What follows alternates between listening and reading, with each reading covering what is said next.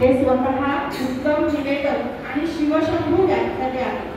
त्यांनी 30हून अधिक कार्यक्रमांचे निवेदन केले आहे आणि आतापर्यंत 15 पेक्षा जास्त व्याख्यानं त्यांनी दिलेली आहेत.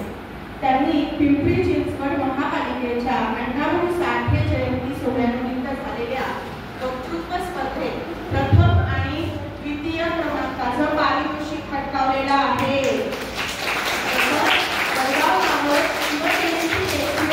येथे देखील प्रथम क्रमांकाचं आणि घरकुल फेडरेशन शिवजयंती महोत्सव आयोजित स्पर्धेतही प्रथम क्रमांकाचं पारितोषिक दिलेलं आहे. बघा सुंदर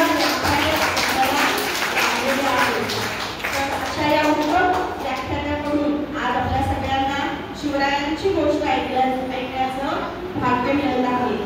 तयार का सगळे गोष्ट ऐकायला? आवडेल ना शिवाजी महाराजांची गोष्ट ऐकायची?